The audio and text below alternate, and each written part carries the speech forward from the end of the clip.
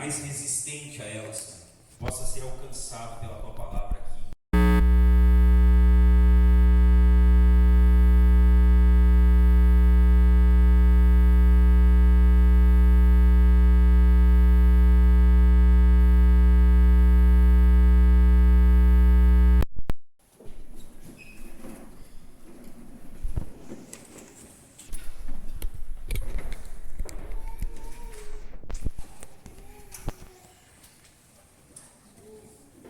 Amém? Então vamos falar um pouquinho sobre esse primeiro mandamento.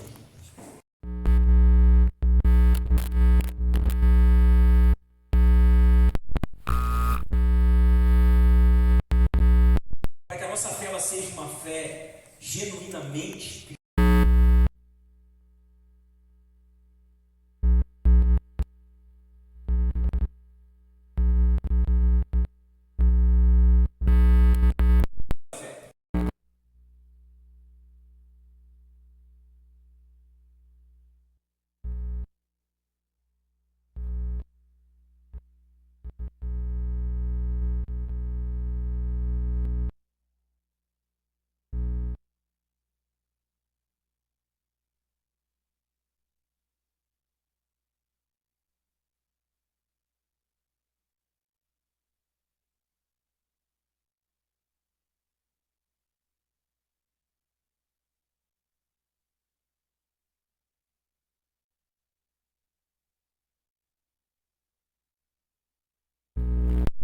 ficar claro que o mais importante sobre a fé é o quão intenso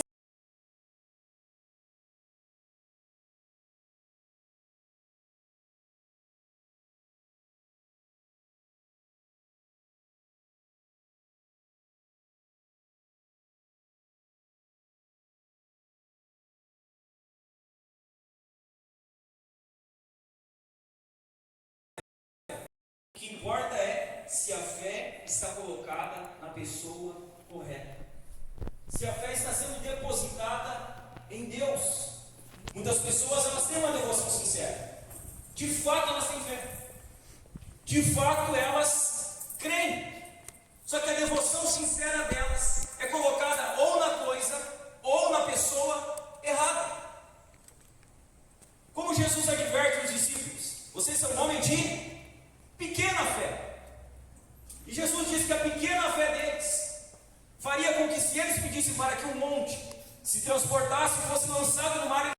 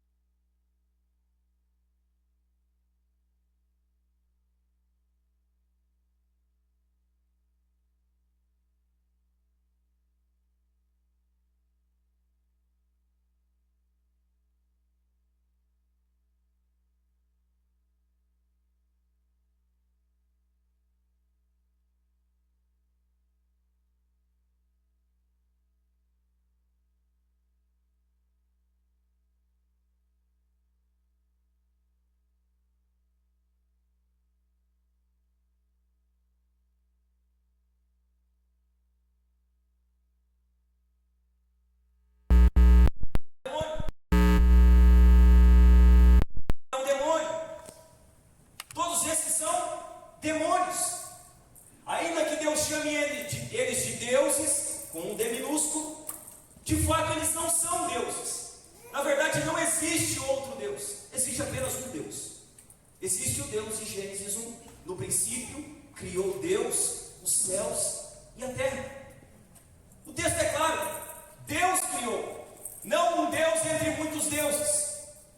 Não um Deus entre um panteão de deuses. Mas o Senhor, o único Deus, o Criador de todas as coisas. É possível, irmãos, pessoas serem cheias de adoração sincera e adorarem o Deus errado. E é por isso que existe o primeiro mandamento. É por isso que Deus ele entrega, essa é a razão do primeiro mandamento. No mundo antigo, os povos tinham uma quantidade impressionantemente grande de deuses e deusas. E é isso que você vai encontrar na narrativa de toda a Bíblia. Deuses, muitos deuses, deuses e deuses, falsos deuses e falsas deusas, o Deus da fertilidade, o Deus da colheita, o Deus da chuva. Esses deuses, eles são encontrados de forma impressionantemente grande em todo o Antigo Testamento e em todo o mundo antigo. E aí Deus ele vem e dá um mandamento para o seu povo dizendo: olha, vocês não terão outros deuses diante de mim. Eu sou o único Deus. É a mim que vocês devem adorar.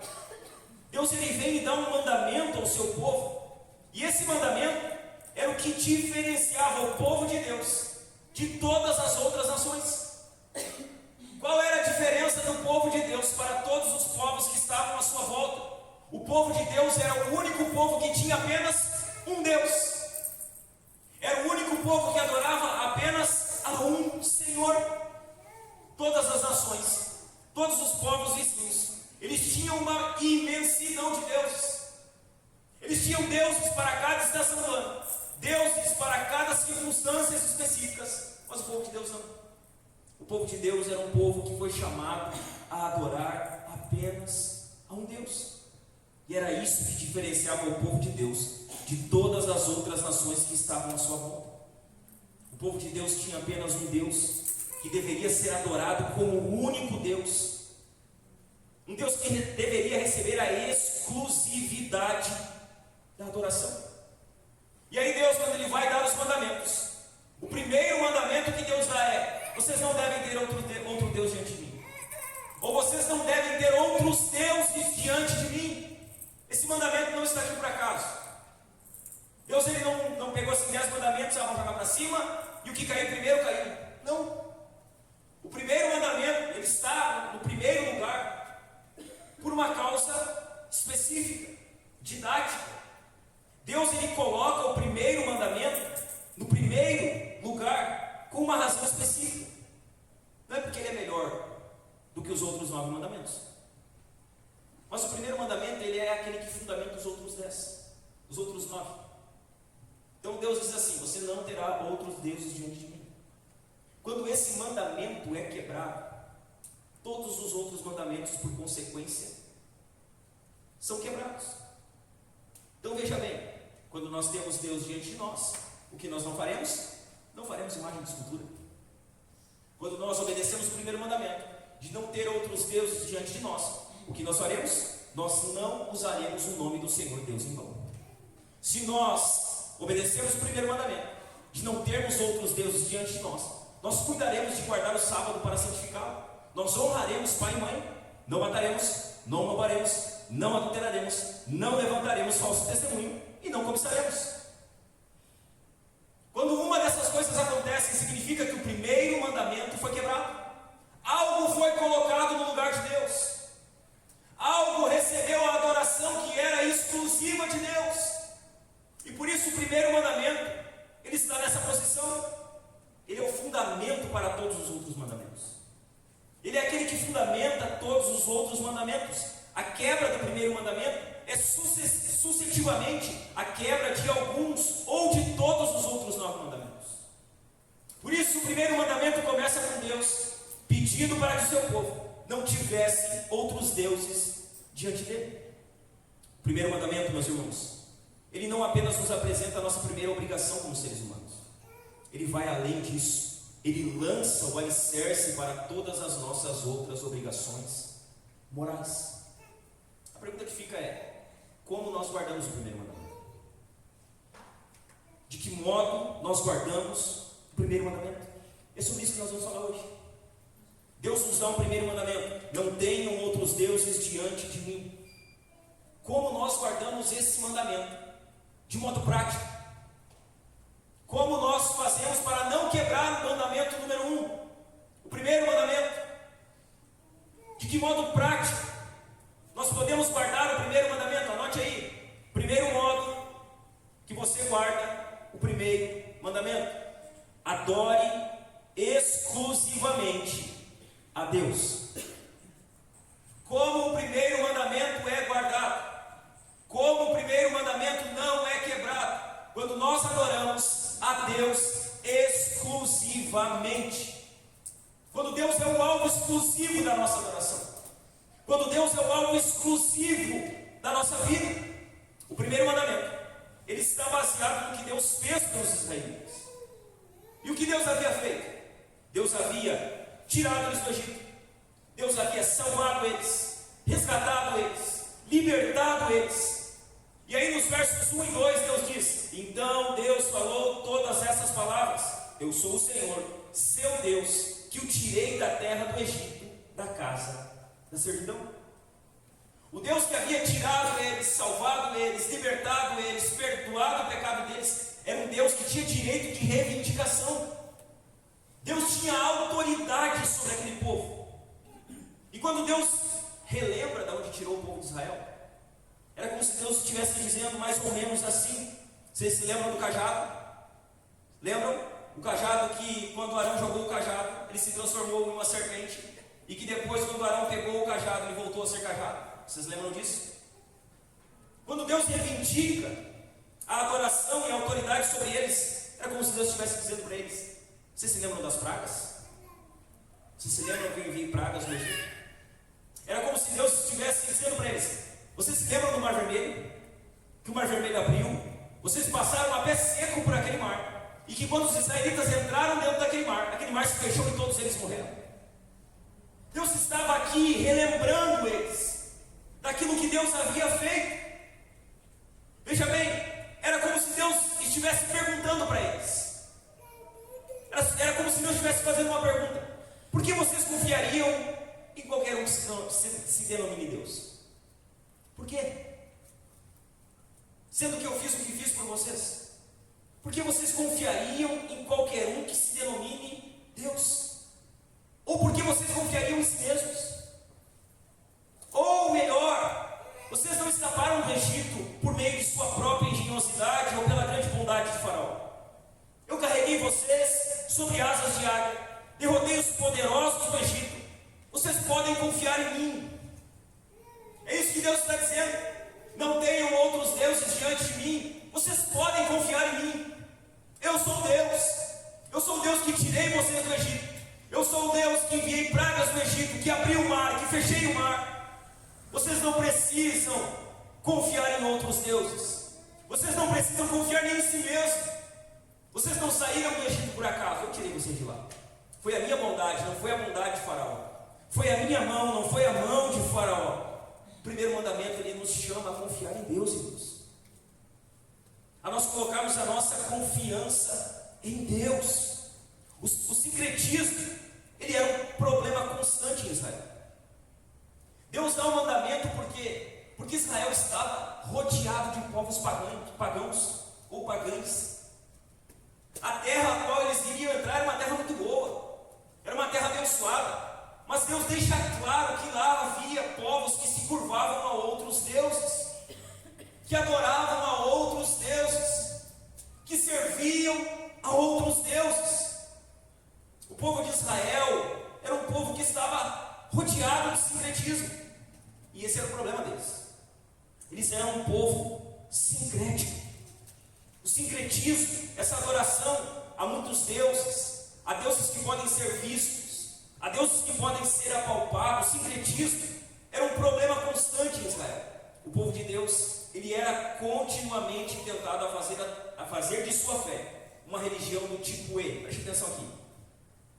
O povo de Israel estava rodeado por um povo que adorava falsos deuses. Era um povo sincrético, porque quando Moisés sobe a primeira vez no monte lá, como é que ele desce? Ele desce com as tábuas e o povo está fazendo o quê? O povo está adorando o bezerro. Eles estão dançando, sapateando e dizendo: eis aí os deuses que te tiraram do Egito, ó Israel. Era um povo que por natureza era inclinado à idolatria. Era um povo que por natureza, continuamente, era tentado a fazer da sua fé uma religião religião do tipo E. Você já vai entender o que eu quero dizer aqui com tipo E. Eles eram tentados a isso. Essa também é uma tentação nossa. Nós também somos tentados a esse tipo de fé. Uma fé do tipo E. Pastor, o que é uma fé do tipo E? É aquela fé assim: o Senhor é ótimo, mas nós queremos Baal. O Senhor é bom, mas nós queremos o Senhor e a Será. O Senhor é um Deus misericordioso, bondoso, magnífico. Agora você vai entender. Mas nós queremos o Senhor e o dinheiro. O Senhor e o conformismo. O Senhor e o conforto. Não é só o Senhor, é o Senhor e mais alguma coisa. Essa era a briga, por exemplo, de Elias. Ele diz: olha, vocês titubeiam em 2 casamentos. Se Baal é Deus, vocês pegam e sigam Baal. Mas se o Senhor é Deus, então vocês que sigam o Senhor. É a mesma coisa que Josué disse para o povo. Ele diz: olha, se vocês quiserem adorar outros deuses, vocês fiquem à vontade, mas eu e a minha casa, nós serviremos ao Senhor. Não ao Senhor e mais alguma coisa, não ao Senhor e mais uma divindade. O problema, irmãos, do povo de Deus é sempre esse pequeno E. É sempre. É o Senhor e o Senhor é ótimo, mas nós queremos o Senhor e Baal. Nós queremos o Senhor e a Será. Nós queremos o Senhor e o dinheiro. Nós queremos o Senhor e o conforto. Meus irmãos, muitos estão felizes em ter Deus na sua vida, desde que Deus ele não preencha apenas, desde que Deus ele preenche apenas uma parte dela. Tem muita gente que quer Deus, mas quer Deus assim: eu quero Deus, mas eu não quero que Deus ele se meta em algumas coisas da minha vida. Eu não quero que Deus ele seja tudo que eu tenho. Muitas pessoas são assim. Elas estão felizes em ter Deus na sua vida, desde que Deus ele não ocupe toda a sua vida, desde que Deus ele não exija toda a sua vida. Elas querem Deus por parcela. Um pouco elas querem Deus, mas um pouco elas querem o mundo. Um pouco elas querem Deus, mas um pouco elas querem dinheiro. Um pouco elas querem Deus, mas um pouco elas querem o conforto. Um pouco elas querem Deus, mas um pouco elas querem a alegria desse mundo. Elas não querem Deus por completo. Elas querem Deus em parte, e elas estão felizes. Elas estão satisfeitas em ter Deus na sua vida, desde que Ele preencha apenas uma parte dela. Muitas pessoas, elas se contentam em buscar a Deus de modo superficial. Elas estão contentes em vir no culto de domingo, em uma vez por semana ir na igreja, em buscar a Deus de modo superficial, fazendo dele uma parte do todo, mas não todo. Nós temos o todo. E muitas pessoas, elas fazem de Deus uma parte do todo. Irmãos, muitas vezes uma pequena parte. Muitas vezes uma parte insignificante. E é aqui que está o grande problema. É aqui que nós temos um grande problema. Porque muitas pessoas estão felizes em ter Deus apenas em parte. Só que Deus, meus irmãos, Ele não quer ser uma parte importante no meio de todas as outras da sua vida. E aqui que está o problema. Tem gente que está feliz em ter Deus em parte. Tem pessoas que estão felizes em buscar a Deus superficialmente. Você pode estar aqui feliz assim, o Senhor não. O Senhor, irmãos, Ele não pensa desse modo. O Senhor, Ele não se alegra com isso. O nosso Deus, Ele não quer ser parte da sua vida. Ele quer ser a sua vida.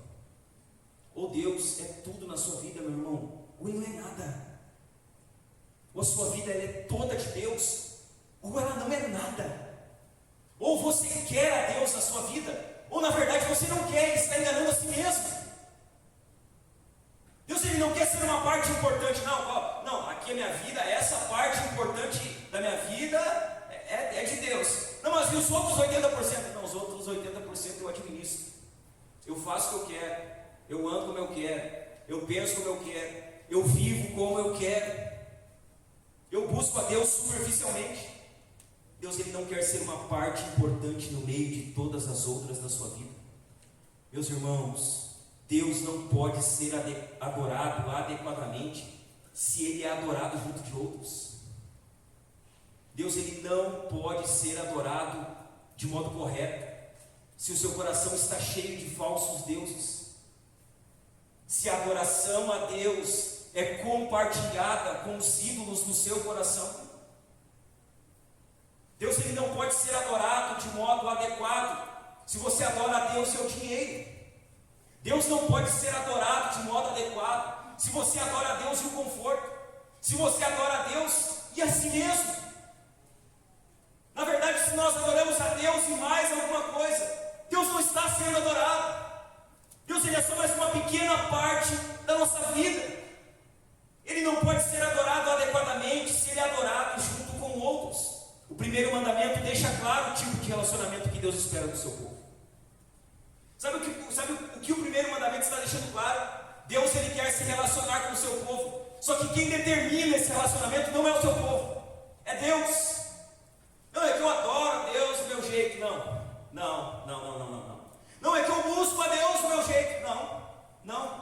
Nós não adoramos a Deus do nosso jeito. Nós não buscamos a Deus do nosso jeito. Nós adoramos a Deus do jeito de Deus. Nós buscamos a Deus do jeito de Deus. Veja bem, adorar a Deus do nosso próprio jeito é adorar a nós mesmos. Porque nós já criamos um Deus na nossa cabeça. E nós achamos que quando estamos adorando a Deus da nossa maneira, estamos adorando a Deus. Nós estamos adorando um Deus criado. Um Deus formado pela nossa mentalidade caída, depravada, humana. O primeiro mandamento, irmãos, ele fala sobre esse relacionamento que Deus quer ter com o seu povo. E ele deixa claro o tipo de relacionamento que Deus espera do seu povo. Veja bem, esse tipo de relacionamento não é do tipo E. O relacionamento que Deus quer ter com o seu povo não é do tipo E. Deus e o dinheiro, Deus e o luxo, Deus e o conformismo, Deus e o conforto, Deus e o lazer, Deus e o próprio ventre. Não é esse tipo de relacionamento que Deus espera. O relacionamento que Deus espera do seu povo é do tipo ou Deus ou nada. Ou vocês me adoram, ou vocês não me adoram. Ou vocês me servem, ou vocês não me servem. Tem muito crente se relacionando com Deus com um relacionamento do tipo E, Deus e mais alguma coisa. O relacionamento que Deus espera do seu povo é do tipo ou vocês adoram somente a mim, ou vocês não me adoram. Deus não aceita menos do que tudo. Deus não aceita o nosso resto. Muitas vezes nós estamos dando o resto para Deus, não a exclusividade. É o resto do tempo, é o resto da oração, é o resto da busca, é o resto do serviço, é o resto da generosidade. Não é esse tipo de relacionamento que Deus espera de nós. Ou nós adoramos a Ele, ou nós não adoramos a Ele. Eu vou deixar isso mais claro para você. Sabe como é que a gente pode entender bem o tipo de relacionamento que Deus espera de nós no primeiro mandamento? Uma analogia boa de compreender: o casamento.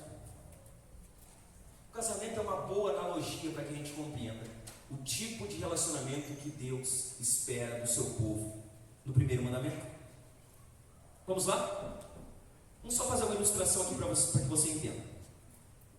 O relacionamento do tipo E é Deus e mais alguma coisa. Você que está aqui, você que é casado, você não pode ter um relacionamento do tipo E com sua esposa. Pode? Pode ou não pode? Você pode ter um relacionamento do tipo E com sua esposa? Sua esposa aí, mais alguma mulher?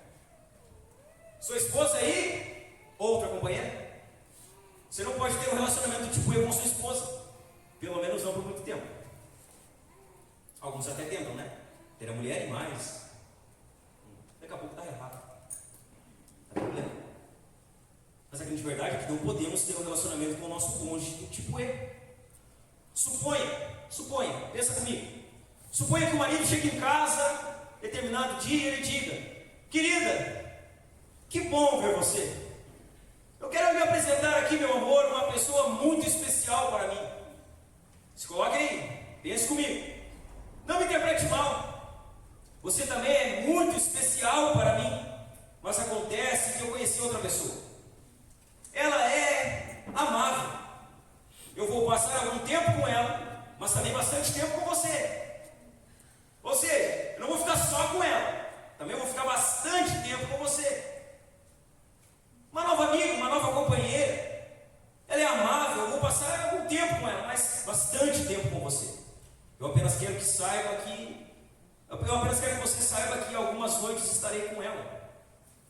estar com você.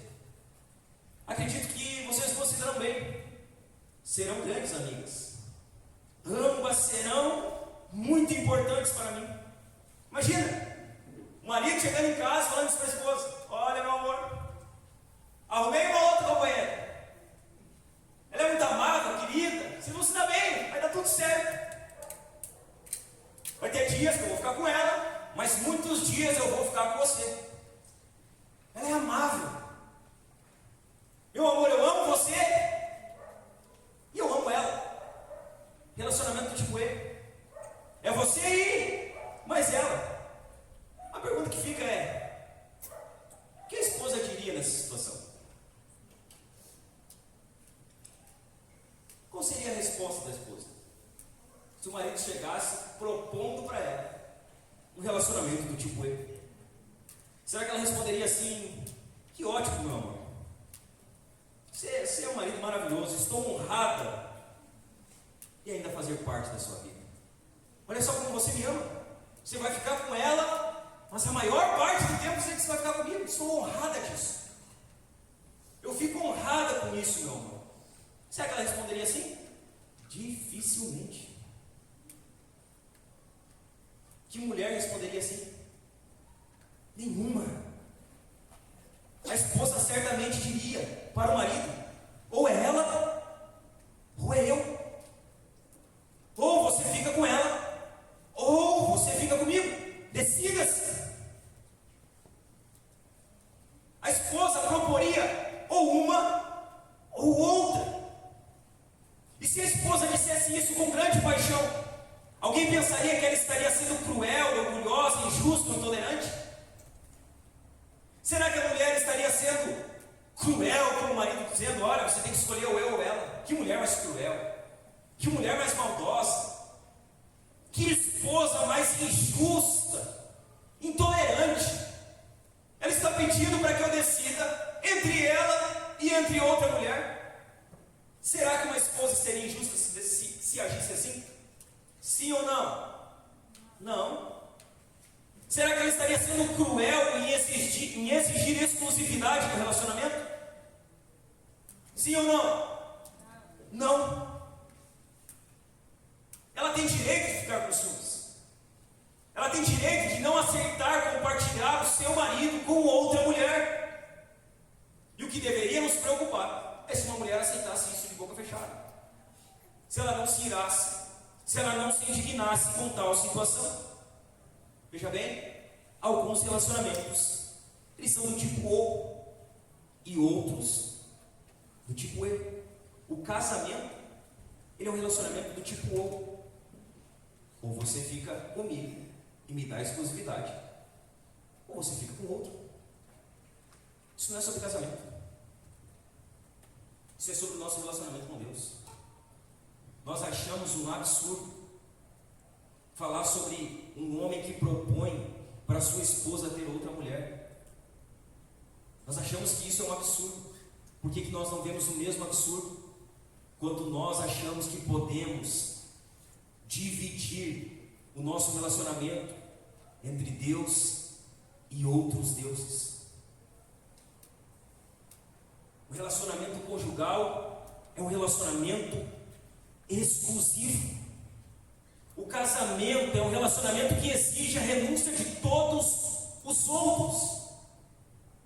O que o casamento exige? Que todos os outros relacionamentos venham ser deixados de lado, porque existe um relacionamento que é principal, o do cônjuge para com o cônjuge.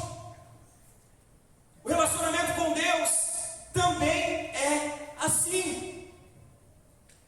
É um relacionamento de exclusividade. Veja bem, meus irmãos, o amor está no centro do primeiro mandamento. Qual que é o cerne do primeiro mandamento? O amor. Se verdadeiramente amamos a Deus, nós não amaremos mais ninguém ou nenhuma outra coisa. Tem muita gente que diz: eu amo a Deus. Eu sou alguém que ama. Você ama a Deus? Eu amo a Deus. Ela ama a Deus. Ela ama o time de futebol. Ela ama o dinheiro. Ela ama o trabalho. Ela ama o conforto. Ela ama um monte de coisa junto com Deus. E ela divide o amor dela entre Deus e os seus falsos deuses.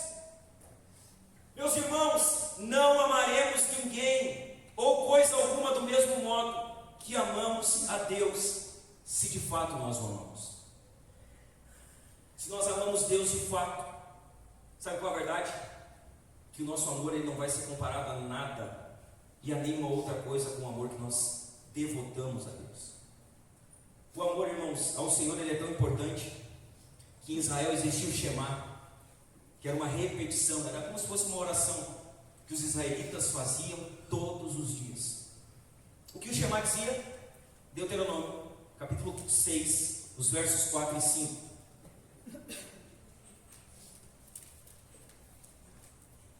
Deuteronômio do capítulo 6, os versos 4 e 5 é o Shema. É uma repetição. E por que os israelitas, eles repetiam diariamente o Shema?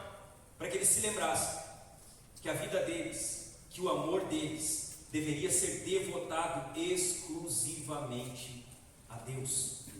O Shema diz assim: escute, Israel, o Senhor nosso Deus é o único Senhor. Portanto, ame o Senhor seu Deus de todo o seu coração, de toda a sua alma e com toda a sua força. O Shema, irmãos, era um chamado para o povo escolher a Deus como Senhor e somente a Ele. E todos os dias os israelitas, eles declaravam o Shema, recitavam o Shema dizendo: ouve, ó Israel, o Senhor nosso Deus é o único Deus. Ame o Senhor seu Deus de todo o coração, alma e com toda a sua força. Veja bem, meus irmãos, nós devemos escolher a Deus porque Ele nos escolheu primeiro. Sabe por que nós precisamos dar exclusividade para Deus? Porque antes que a gente escolhesse a Ele, Ele nos escolheu. Antes que nós fôssemos a Ele, Ele veio a nós. Nós devemos renunciar a todos os outros deuses e nos comprometer com Ele sem reservas. Você já notou que parece que você vai limitando o quanto que você pode dar para Deus? Você coloca limites. Não, para Deus eu vou até aqui, para Deus eu vou fazer até aqui. Aí nós vamos colocando limites, impondo barreiras, quando na verdade o nosso amor a Deus deveria ser um amor sem reservas. A nossa entrega a Deus deveria ser uma entrega sem reservas. Nós deveríamos amar a Deus sem reservas. Nós devemos renunciar a todos os outros deuses e nos comprometer com o nosso Deus sem reservas. Meus irmãos, não pode existir um E. Não pode existir um E no nosso relacionamento com Deus. Não pode. Não pode ser Deus e mais alguma coisa. Nós devemos amar e adorar a Deus sobre todas as coisas, porque somente Ele é Deus. Como nós guardamos o primeiro mandamento, dando exclusividade para Deus, adorando a Deus exclusivamente. Meus irmãos, que tipo de relacionamento você tem tido com Deus? Qual é o tipo de relacionamento que você tem tido com Deus? Do tipo E? É Deus e mais o seu trabalho, é Deus e mais os seus luxos, é Deus e mais as suas vontades, é Deus e mais os seus prazeres. Que tipo de relacionamento você tem tido? Do tipo E? Ou do tipo ou? Ou eu adoro a Deus, ou eu não vou adorar, ou eu não vou adorar a Ele. Ou eu me entrego completamente a Deus, ou eu não vou me entregar nunca a Ele. Você tem adorado a Deus exclusivamente? A sua adoração ela é devotada somente a Deus?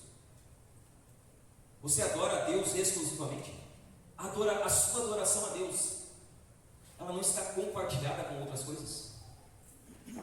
Será que a sua adoração não está fracionada? A questão aqui não é se você adora a Deus. A questão aqui é se você está adorando a Deus e mais outros deuses. A questão aqui não é, não, mas eu adoro a Deus, pastor. Não, mas você adora só a Deus. Deus é exclusivo na sua adoração. A sua adoração está canalizada totalmente ao Senhor. Você tem adorado a Ele de forma exclusiva ou a outros deuses além do verdadeiro Deus na sua vida? Ou a outros falsos deuses além do verdadeiro Deus na sua vida? Sua adoração é exclusiva? Ela está totalmente devotada a Deus?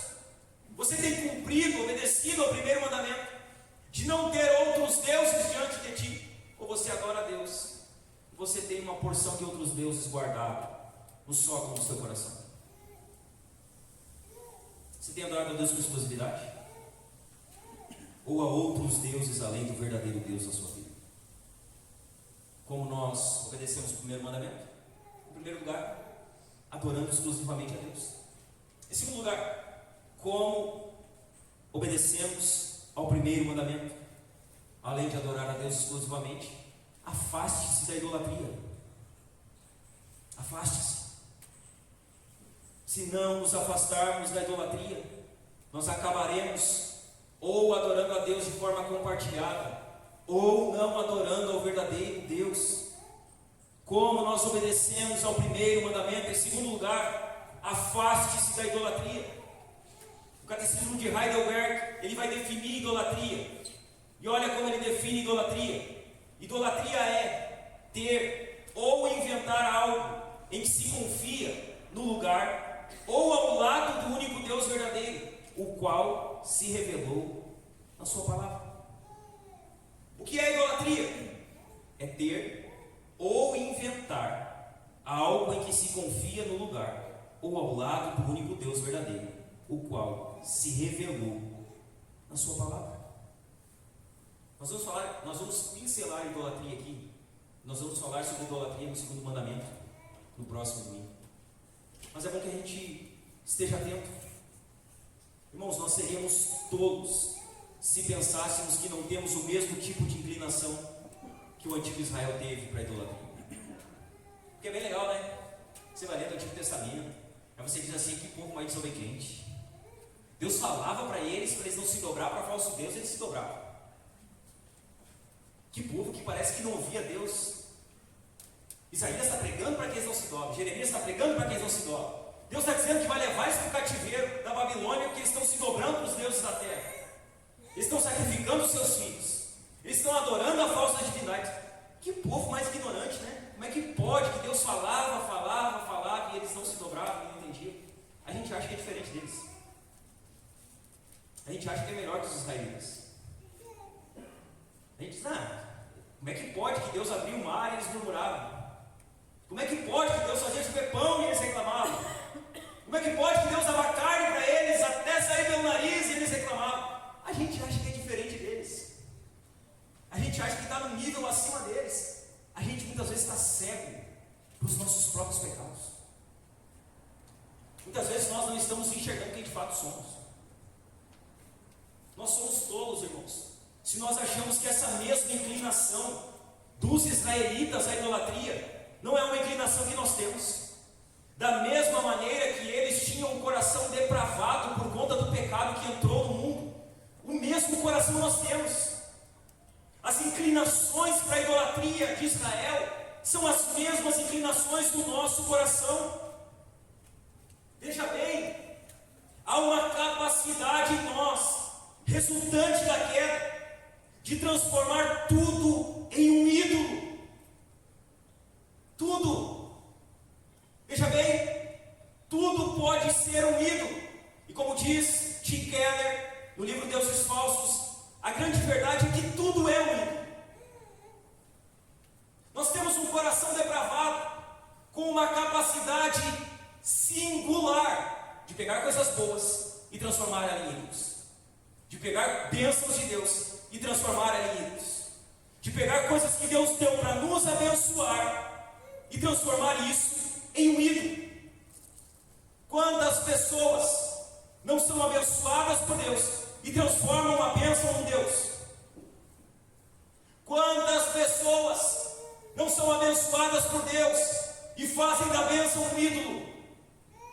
Fazem da bênção algo de adoração, de reverência, de culto e de sacrifício, porque o ídolo gosta de tudo isso. O ídolo quer a sua reverência, o ídolo quer a sua adoração, o ídolo quer o seu culto, e o ídolo quer o seu sacrifício. E quando você dá reverência, quando você presta culto, quando você sacrifica e quando você adora para algo que não é Deus, você está criando um ídolo, um falso Deus. Sabe o que é terrível? Nós temos essa condição feroz de pegar coisas boas e tornar elas em ídolos. Há ídolos que já são conhecidos, irmãos. Aos ídolos de gesso, de pau, de madeira, eu não estou falando sobre eles. Nós sabemos que eles são ídolos. Nós já conhecemos que é pecado se prostrar a eles. E muitas vezes nós estamos condenando a idolatria dos católicos. Eles adoram Maria, eles adoram a Aparecida, eles adoram de pau, de gesso, de pedra. E às vezes nós não estamos adorando a imagem, mas nós estamos adorando as bênçãos que Deus nos deu, adorando coisas que Deus nos entregou. Às vezes nós estamos adorando ídolos que não são de madeira, de cimento. Mas idolatria não se resume a imagens, meus irmãos. Idolatria não se resume a um pedaço de pau, a um pedaço de gesso, a um pedaço de cimento, não. Idolatria vai muito além disso. Veja bem, exemplos básicos. Dinheiro pode ser um ídolo. E na verdade é. Paulo diz que a avareza é idolatria. Ou seja, a pessoa que ela vive em torno do dinheiro, que o dinheiro move ela, que ela morre pelo dinheiro, ela gasta a sua vida pelo dinheiro. Ela está apenas dizendo que ela tem um Deus, que não é Deus, que é o dinheiro. O dinheiro pode ser um ídolo. E a grande verdade é que o dinheiro é um ídolo na vida de muitas pessoas. Só que nós podemos ir além. Família pode ser um ídolo. Nossa, pastor. Sim. Se você dá mais importância para a sua família que para Deus, seja Deus. Nós podemos deixar isso pior. Filhos podem ser um ídolo. Você já viu falar em filholatria? A adoração aos filhos, a vida centrada nos filhos, a vida voltada para os filhos. Filhos são bênção? Claro que são. Mas nós podemos transformar eles no ídolo. Família é bênção? Claro que é. Mas nós podemos transformar a família em um ídolo. Dinheiro é bênção? Claro que é. Bênção é ficar sem ele. Só que nós podemos pegar o dinheiro e transformar o dinheiro em um ídolo. Eu posso ir além. Conforto é um ídolo. E o conforto é um ídolo do nosso tempo. É um ídolo que tem ganhado força e crescido. Há várias pessoas que elas vivem a sua vida em prol do conforto. É pecado, pastor, querer viver uma vida confortável? Não é. A questão é que tem pessoas que, de fato, entregam a sua vida para ter uma vida de maior conforto. Ela faz o conforto um ídolo. Nós podemos ir adiante. Seu time de futebol é um ídolo. É um ídolo. E vou dizer para você, se nós adorássemos a Deus como adoramos o nosso time de futebol muitas vezes, ia cair fogo do céu aqui nessa igreja. Nós ia ver anjo caminhando aqui dentro, nós ia ver pessoas levantando a cadeira de roda. Time de futebol é um ídolo. Não, pastor, não é. Tem gente que adora ele. Tem gente que gasta a sua vida. Tem gente que presta culto. O que acontece, pastor, no estádio de futebol? Culto. Culto na sua melhor espécie. Ali há devoção, ali há entrega, ali há sacrifício, ali há adoração, ali não há cansaço. Os caras vão para o campo de futebol, para o estádio de futebol, eles gritam 90 minutos. E muitas vezes nós não conseguimos adorar a Deus a plenos pulmões 20 minutos. 30 minutos. Estamos cansados. Nós chegamos no culto cansado, mas nós não cansamos de olhar 2 horas de uma partida de futebol. Ídolos. Ídolos que estão diante de nós. Tudo na vida pode ser um ídolo. Tudo. Um Deus alternativo. Um falso Deus. João Calvino, irmãos, ele já dizia: o coração humano é uma fábrica de ídolos. O coração humano, ele tem o potencial para criar novos ídolos diariamente, constantemente. continente. É uma fábrica infindável de ídolos. A idolatria, irmãos, ela é atrativa. Ela leva as pessoas a confiar em algo ou em alguém que não é o único Deus. A idolatria, ela atrai. O povo de Israel era continuamente tentado e atraído a adotar as práticas idólatras dos seus dias. Era uma constância. Eles eram atraídos, tentados a adotar as práticas idólatras. A religião idólatra do mundo, ela era um sistema religioso criado pelos homens e para os homens. E a grande verdade é que, assim como os israelitas, nós também somos tentados a isso. Nós também somos tentados a adorar falsos deuses. Nós também somos tentados, irmãos, a buscar satisfação, alegria, conforto, paz em algo ou em alguém que não seja Deus. Nós somos tão interessados como os israelitas. Assim como eles eram, nós também somos, irmãos. A nos dobrar, a quebrar o primeiro mandamento. A verdade é que a maioria de nós constantemente quebra o primeiro mandamento. A maioria de nós, a maioria das vezes, coloca outros deuses diante de nós que não seja o nosso Deus. Os nossos ídolos, eles não têm a mesma aparência dos ídolos deles. Eles não são uma estátua. Eles não têm uma imagem física, mas mesmo assim, eles continuam sendo ídolos. Mesmo assim, eles continuam sendo falsos deuses que nos fazem quebrar o primeiro mandamento. Você quer, irmãos, você quer fazer uma prova se você tem um ídolo ou não? É simples. Olhe na sua vida, analise ela e diga: sem isso eu não consigo viver. Sem isso a minha vida perde o sentido. Sem isso eu perco o meu propósito. Analise isso. Sem o que você não consegue viver? Sem o que a sua vida perde o sentido? Sem o que você perde o rumo? Aí está um ídolo. Aí está um ídolo criado que não tem imagem, mas que já está entronizado dentro do seu coração. Eu não consigo viver sem isso. Se eu perder isso aqui, a minha vida acaba. Um falso Deus criado, um falso Deus estabelecido,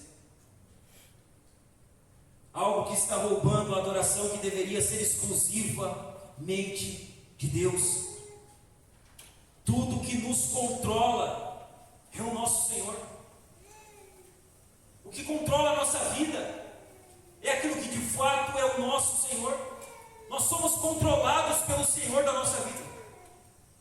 O Senhor da nossa vida nos controla. E se o Senhor da nossa vida não é o Senhor, o Deus que se revelou no primeiro mandamento dizendo: não ponham outros deuses diante de mim, então, se não é esse Deus, então nós temos um ídolo, ou ídolos, ou outras pessoas ou coisas ocupando o lugar que deveria ser de Deus. Qual a única forma de alguém se afastar da influência destrutiva da idolatria? É se voltando para o verdadeiro Deus. Pastor, como eu me afasto da idolatria? Se volte para o verdadeiro Deus. Não deixe que nada e nem ninguém ocupe o lugar que é exclusivamente de Deus na sua vida. O Deus que se revelou tanto no Monte Sinai quanto na cruz. O único Senhor. Como nós obedecemos o primeiro mandamento? Adorando a Deus exclusivamente. Em segundo lugar, nos afastando da idolatria. A pergunta que fica aqui, irmãos, é: enquanto eu estou pregando aqui, e falando de coisas bem específicas e pontuais, você consegue, nesse mesmo instante que eu estou pregando aqui, identificar os falsos ídolos que estão no seu coração? Ou você está bravo comigo, porque eu estou falando que família pode ser um ídolo, que filho pode ser um ídolo, que dinheiro pode ser um ídolo, que trabalho pode ser um ídolo, que time de futebol pode ser um ídolo? Você consegue identificar aqui? Enquanto eu estou falando, os falsos deuses que têm ocupado o lugar de Deus no seu coração. Os falsos ídolos, que não estão aqui fora, que não podem ser apalpados, que não podem ser pegos com as suas mãos, mas que estão guardados dentro do seu coração. Você consegue identificar falsos deuses que têm ocupado e recebido a adoração que deveria ser do Senhor Deus na sua vida? Tem algo, meu irmão, na sua vida que Deus lhe deu para te abençoar, que você transformou em um ídolo. Tem algo que Deus deu para você, como uma bênção, como uma dádiva, como um fruto da sua misericórdia, e que você pegou a bênção e fez dela um ídolo, e fez dela um Deus. Tem algo que Deus deu para abençoar a sua vida, e que você transformou isso em um ídolo.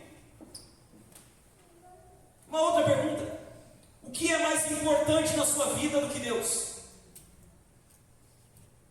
O que é mais importante na sua vida do que Deus? O que existe de mais importante na sua vida do que Deus? Aquilo ou aquele que, se a sua vida termina, ela perde o sentido se você perder.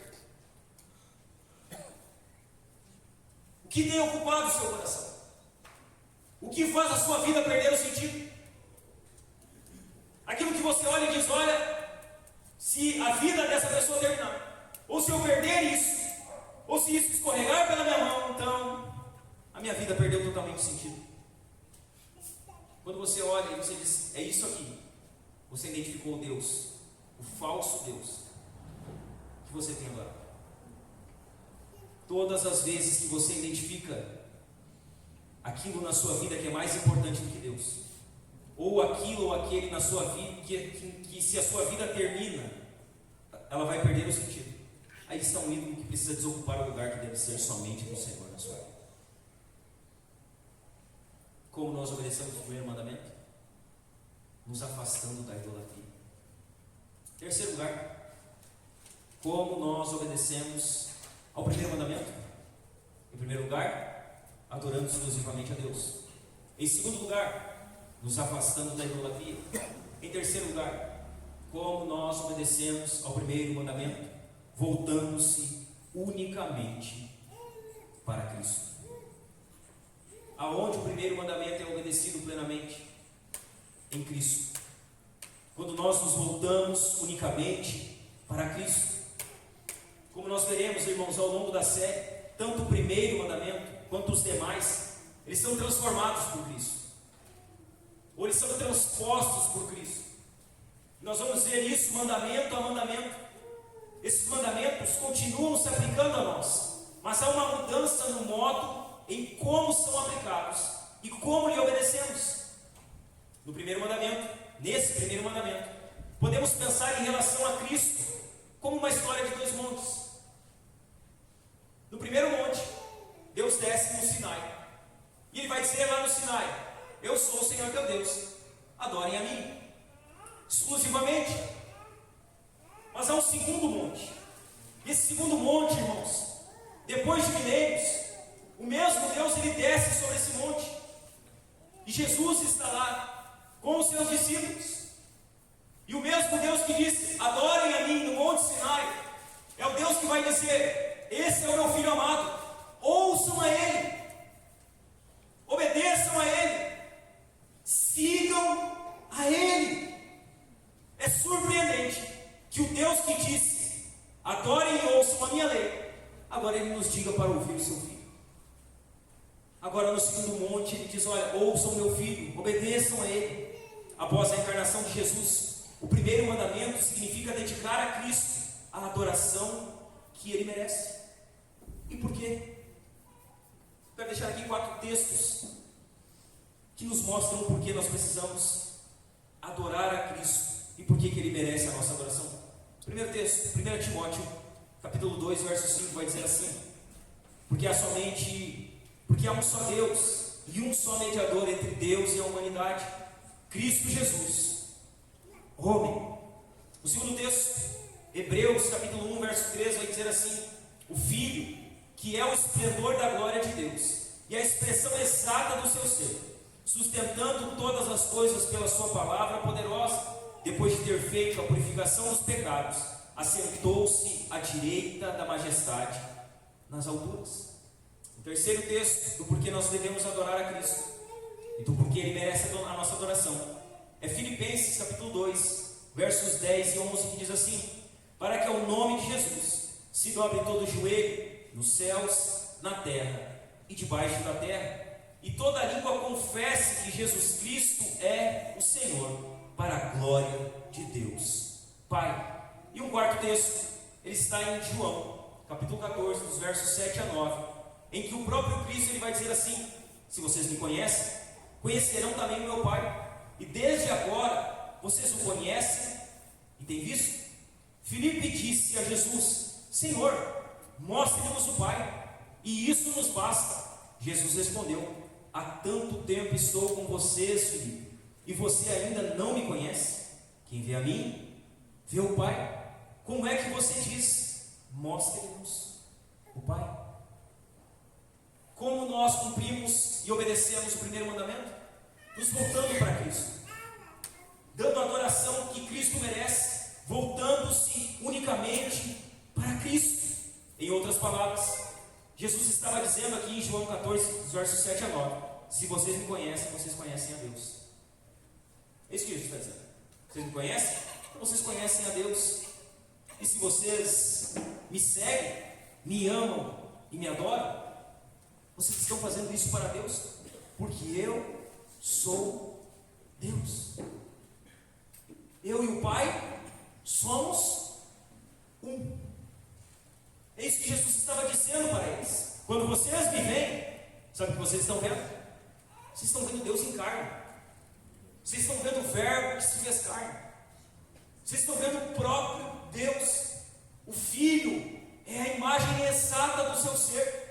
Jesus ele revela para nós quem Deus Pai é. A implicação de tudo isso é que se alguém não conhece a Deus em Cristo, então essa pessoa de fato ela não conhece a Deus. Não há outro meio de conhecer a Deus senão por meio de Jesus. E se pessoas dizem conhecer a Deus e esse conhecimento não se dá por meio de Cristo, então de fato essas pessoas não conhecem a Deus. Porque Cristo é aquele quem revela a Deus Pai. Cristo é o caminho que nos leva ao Pai. Veja bem, meus irmãos, o primeiro mandamento, ele não pode ser obedecido adequadamente, a não ser que adoremos ao único que mostra o verdadeiro Deus, Jesus Cristo. Como nós obedecemos ao primeiro mandamento?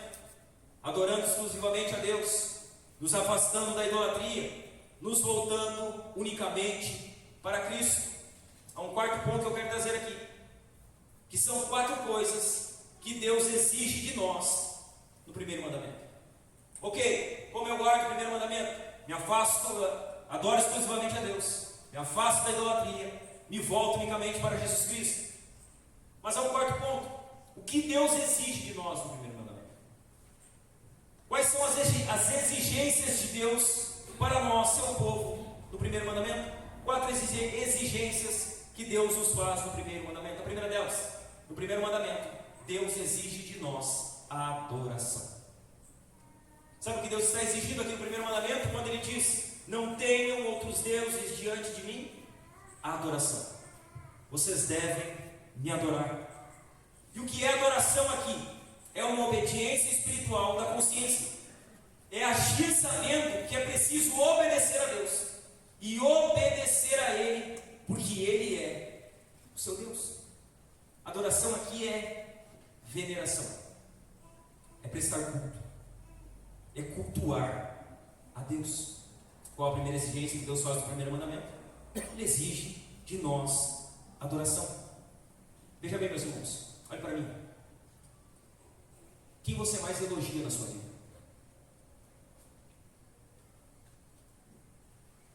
Quem mais você louva? Sabe? Quando você abre a sua boca, você começa a elogiar. Quem são as pessoas ou as coisas que são alvo dos seus elogios? Quem são as pessoas e as coisas que são alvo do seu louvor? O pastor está dizendo que eu não posso elogiar pessoas? Não, não estou dizendo isso. pastor está dizendo que eu não posso louvar a vida de outras pessoas. Eu não estou dizendo isso. Eu estou dizendo você louva pessoas e coisas mais do que a Deus? Quem recebe mais o seu elogio? Quem você mais elogia na sua vida? Quem você mais louva na sua vida? De quem você mais fala? Quando a sua boca fala, do que está cheio do seu coração? O que os seus lábios refletem? O que a sua fala reflete? Qual é o assunto que mais sai da sua boca? Segundo lugar, o que Deus exige de nós, além de adoração? Ele exige confiança. No primeiro mandamento, Deus está exigindo que nós venhamos adorar a Ele com exclusividade. Mas Ele também está exigindo de nós confiança. Precisamos reconhecer que Deus é Deus, irmãos. É o que Ele está dizendo no verso 2: Eu sou o Senhor, seu Deus, que o tirei da terra do Egito, da casa da servidão. Deus exige de nós confiança. E nós precisamos reconhecer que Deus é Deus. Reconhecer que Deus é de fato quem Ele diz ser. Um Deus poderoso, um Deus bondoso, um Deus gracioso, um Deus misericordioso. Nós precisamos de fato, irmãos, reconhecer que Deus é quem Ele revela ser na sua palavra. Precisamos reconhecer quem Ele é. Precisamos confiar nesse Deus. Como nós reconhecemos que Deus é quem Ele diz ser? Quando nós confiamos nele. Quando nós depositamos a nossa confiança nele. Olhe para mim. A nossa confiança é testada, irmãos. Deus, Ele testa a nossa confiança, sabe aonde? Nos momentos de crise, nos momentos de enfermidade, nos momentos de crise financeira, no momento de perda. Esses momentos Deus, Ele testa a nossa confiança. Ele testa se nós de fato confiamos nele. Essa confiança é testada de fato quando uma crise chega, quando uma enfermidade bate à nossa porta, ou quando o desemprego chega. Deus está exigindo confiança de nós no primeiro mandamento. A minha pergunta para você, meu irmão, é: quando você realmente está passando por alguma necessidade, sabe? Você está passando por um problema, por uma necessidade, por uma enfermidade, por uma perda, em quem você sabe que pode confiar? Eu sei que se eu estiver passando por um problema, posso confiar naquela pessoa lá. Eu sei que se eu estiver passando por uma dificuldade, eu posso ir direto naquela pessoa lá.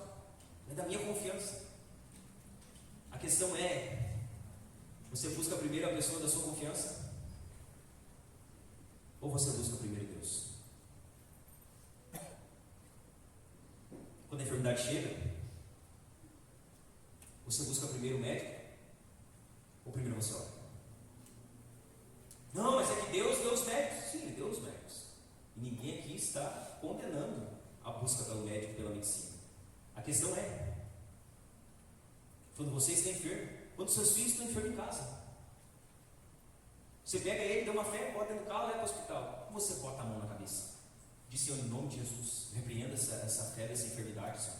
Senhor, eu creio que tu pode curar ele aqui agora. Eu confio nisso. Eu sei que o Senhor é quem diz ser na sua palavra. Você pega, bota no carro e corre para o hospital. Ou você nem se lembra de orar para Deus. Ou você nem se lembra de buscar a Deus. Aonde você busca ajuda primeiro? Aonde você busca consolo primeiro? Terceira exigência. O primeiro mandamento de Deus exige de nós adoração, exige de nós confiança. Ele exige em terceiro lugar invocação. Deus, Ele quer que nós venhamos a invocar Ele.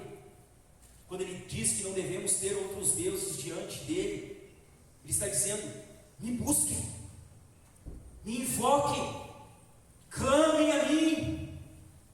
É isso que as Escrituras estão carregadas, dizendo: clame a mim, responder-te-ei. Busque, você vai achar, bata e vai se abrir. É Deus dizendo: olha, confie em mim e me invoquem, me busquem. Devemos buscar o Senhor, irmãos. Deus, Ele exige isso do seu povo.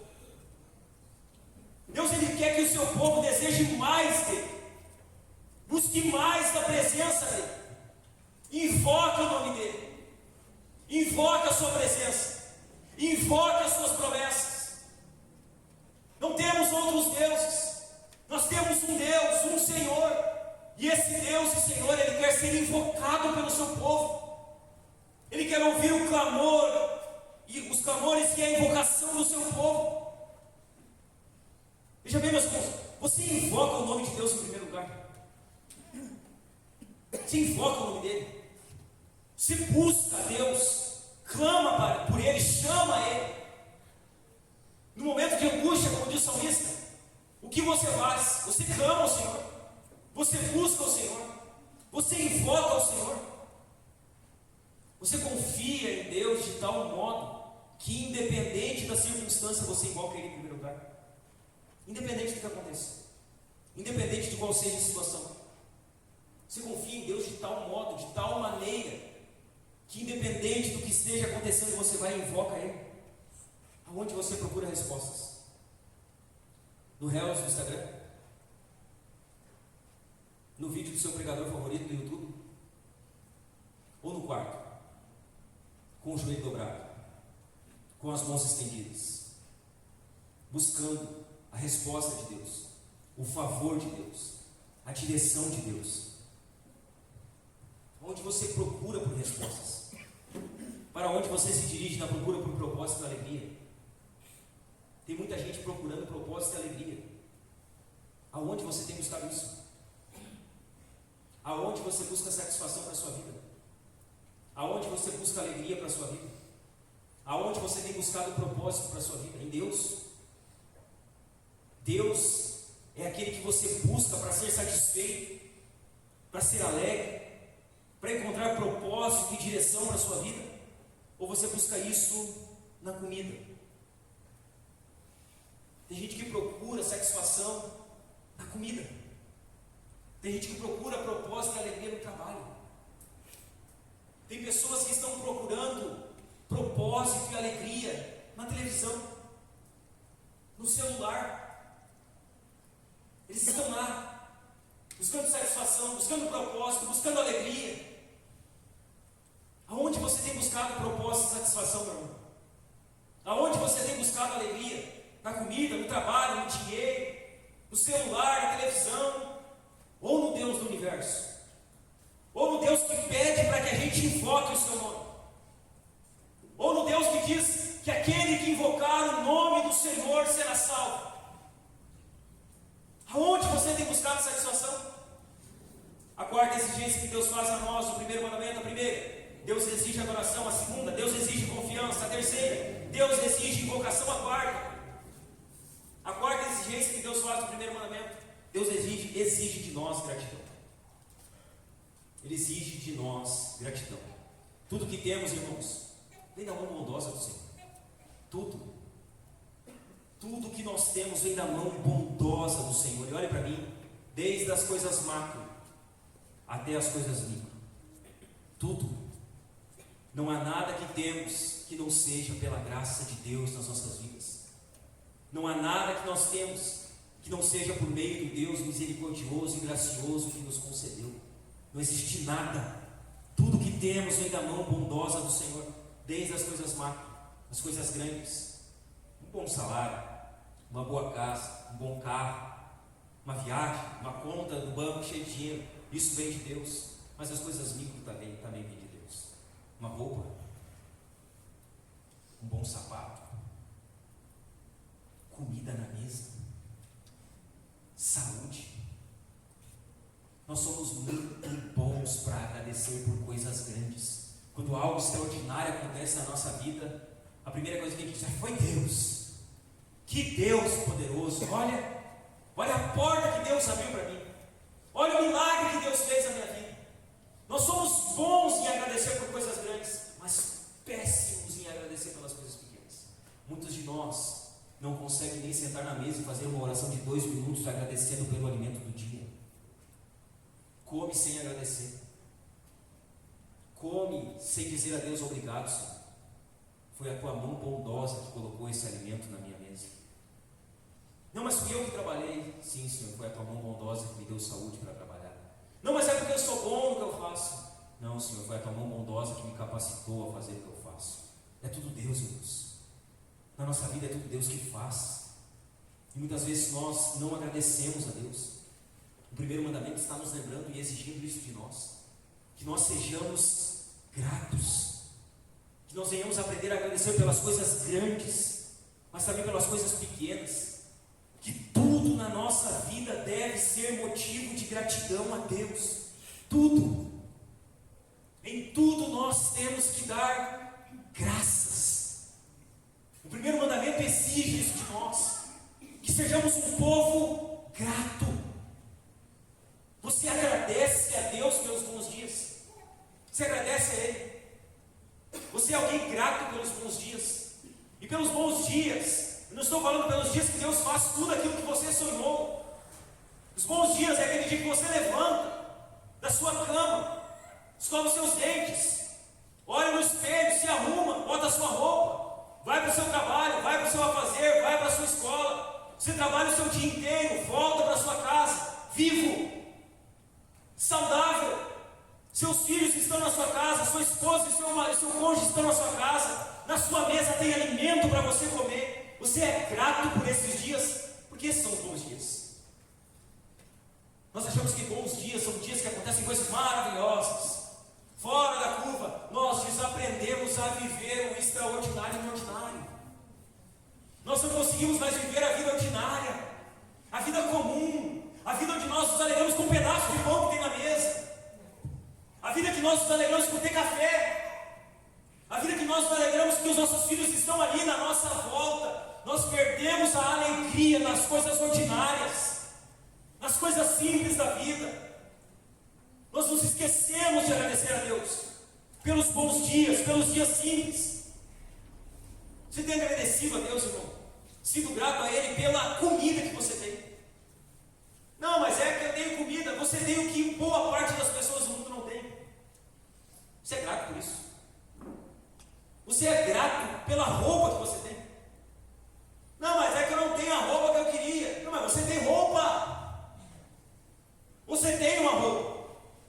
Não, mas é que eu não tenho o tênis que eu queria. Mas você tem um tênis ou você está de pé descalço aqui? Se você estiver de pé descalço, nós vamos comprar um tênis para você. Nós vamos achar um tênis para dar para você. Você agradece por isso? Você é grato? Não é que eu queria a roupa daquela marca. É que eu queria aquele tênis. É que eu queria comer um X, hoje não tem. Então come pão. E agradece porque tem pão. Porque tem gente que não tem pão. Tem gente que não tem roupa. Tem gente que não tem calçado. Nós somos ingratos com aquilo que muitas pessoas seriam gratas. E nós esquecemos de onde isso vem. Nós nos esquecemos de quem nos dá isso. Nós nos esquecemos da fonte de todas as coisas da nossa vida.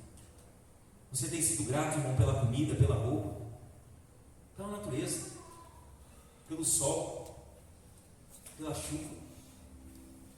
Você já viu como a gente tem um péssimo hábito? Quando está muito quente, a gente está reclamando do calor. Aí quando está muito frio, a gente está reclamando do frio. E aí quando está muito quente, a gente quer que chova. E a gente reclama que não chove. E aí quando chove, a gente reclama da chuva. E a gente queria que desse sol. E a gente não consegue ser grato nem pela natureza. A gente não consegue agradecer nem pelo dia cinzento. A gente olha e reclama da chuva, reclama do sol, reclama do vento, reclama do frio, reclama do calor. A gente deveria agradecer. Obrigado, Senhor. Está quente. E eu sei que isso provém da tua mão. Obrigado, Senhor. Está chovendo. Para mim a chuva pode ser terrível, mas tem pessoas que precisam de chuva. É Ele que dá a chuva para os justos e injustos. É Deus que dá. É bênção de Deus. E nós muitas vezes nos esquecemos de agradecer por isso. Você tem sido grato por tudo aquilo que Deus tem concedido na sua vida, dado para você? Você é grato? O primeiro mandamento exige isso de nós. Gratidão. Veja bem, irmãos, Matthew Henry, ele vai dizer o seguinte: seja o que for que estimarmos ou amarmos, temermos ou servirmos, em que nos deleitarmos ou de que dependermos mais do que a Deus ou de Deus, seja o que for, disto nós faremos na verdade em Deus. Se nós precisamos de algo ou dependemos de algo mais do que dependemos de Deus e precisamos de Deus, seja o que for, nós já construímos um Deus, um falso Deus, um ídolo. Meus irmãos, quem é o teu Deus? Quem é o teu Deus, irmão? Quem você tem adorado? Quem você tem louvado? A quem você tem se sacrificado? A quem? Isso importa, pastor? Mais do que tudo. Mais do que você imagina. Mais do que você pensa.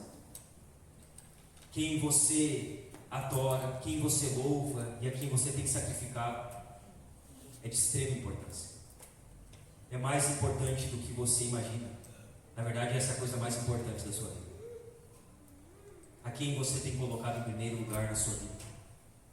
Quando nós falamos desse primeiro mandamento, irmãos, o que precisa ficar claro é que o primeiro a quebrar esse primeiro mandamento foi Adão. Quem quebrou o primeiro mandamento? Adão. Adão, no jardim, ele quebrou o primeiro mandamento. Naquele jardim, ele não teve Deus como mais importante. Ele colocou outra coisa. Na verdade, ele quis ser igual a Deus. Adão foi quem quebrou o primeiro mandamento. Ele não teve Deus como mais importante. Ele desprezou a palavra de Deus. Deus disse: olha, você pode comer todos os frutos, menos daquele ali, não toque nele, não coma nele. Ele nem diz não toque. Não toque é um acréscimo de Adão, é um acréscimo de Eva.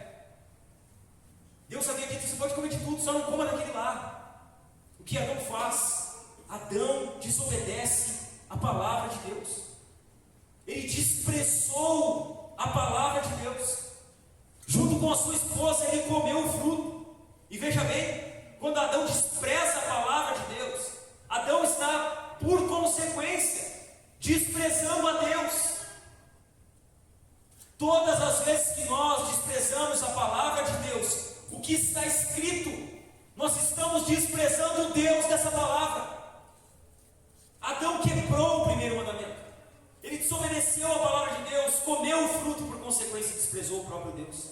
Veja bem, irmãos, naquele jardim, Adão não honrou a Deus. Naquele jardim, Adão não glorificou a Deus acima de todas as coisas. Ele quebrou o primeiro mandamento. Mas sabe qual a boa notícia para nós, irmãos? A boa notícia para nós é que Jesus cumpriu o primeiro mandamento. Adão quebrou, mas Jesus cumpriu perfeitamente o primeiro mandamento. Olhe para mim, é apenas em Jesus que nós podemos obedecer verdadeiramente o primeiro mandamento. Adão quebrou o primeiro mandamento, mas Jesus obedeceu perfeitamente o primeiro mandamento. Adão desonrou a Deus, mas Jesus glorificou a Deus na terra. Jesus zelou pela glória do Pai. Jesus temeu a Deus. Jesus creu em Deus. Jesus confiou em Deus. Jesus, irmãos, foi constantemente grato a Deus. Jesus obedeceu perfeitamente o primeiro mandamento. Ele foi plenamente obediente ao Pai em todas as coisas. Ele obedeceu ao Pai plenamente. Veja bem, meus irmãos, nós precisamos de Jesus para viver sem quebrar esse mandamento. Sem Jesus, nós não conseguimos viver sem quebrar constantemente o primeiro mandamento. Nós precisamos de Jesus para não confiar em ídolos e para não construir ídolos próprios. Nós precisamos de Cristo. Nós precisamos de Jesus. Veja bem, meus irmãos, somente em Jesus nós podemos amar a Deus acima de todas as coisas. Somente em Jesus. Somente em Jesus nós conseguimos viver para Deus. É por nos amar que Deus quer que nós amemos Ele acima de tudo. Por que eu devo amar a Deus acima de todas as coisas? Por que eu não devo ter outros deuses diante de mim? Porque Deus nos amou, irmãos. Ele nos amou e Ele quer que nós amemos a Ele acima de tudo. Deus nos amou primeiro, e é por nos amar primeiro que Ele nos diz: não tenham outros deuses diante de mim, não tenham outras divindades diante de mim. Deus nos ama, e é por nos amar que Ele quer o melhor para a nossa vida. Deus nos ama, e porque Ele nos ama, Ele quer o melhor para a nossa vida. E o que é o melhor de Deus para a nossa vida? O que é? O melhor de Deus, será que é uma casa? Um carro? Um bom salário? As pessoas gostam de dizer: o melhor de Deus está por vir. O melhor de Deus vai acontecer na minha vida. Eu estou esperando pelo melhor de Deus. Você está esperando pelo melhor de Deus? Você ainda está esperando o melhor de Deus vir para a sua vida? Você tem certeza disso? O melhor de Deus já veio. O melhor de Deus é Jesus. Jesus já veio, nós já temos o melhor de Deus. O que nós precisávamos, Deus já nos deu. Ele nos deu o seu Filho. Aquilo que você pensa que é o melhor de Deus para a sua vida, na verdade vai se tornar um ídolo. Na verdade vai acabar ocupando o lugar de Deus na sua vida. O melhor de Deus não está por vir, já veio. Jesus é o melhor de Deus para as nossas vidas. Deus nos ama, e é por nos amar que Ele quer o melhor para nós. E o melhor de Deus para nós é o próprio Deus. O melhor de Deus para as nossas vidas é o próprio Deus. Nós só teremos satisfação e alegria se nós tivermos o verdadeiro Deus. Nós só teremos satisfação e prazer se nós adorarmos a Deus acima de todas as coisas. Se nós não colocarmos outros deuses diante de nós. Se nós adorarmos a Deus com exclusividade. Nos afastarmos da idolatria, irmãos. Se nós buscarmos Deus unicamente em Cristo. Se nós adorarmos a Ele. Se nós confiarmos nele. Se nós invocarmos o seu nome. Se nós sermos ou formos gratos a Ele. Nós precisamos de Deus. E somente Deus. Deus precisa ser adorado. E somente Deus. Não é Deus e. Ou é Deus. Ou não será mais ninguém. Amém, meus irmãos. Você pode se colocar de pé.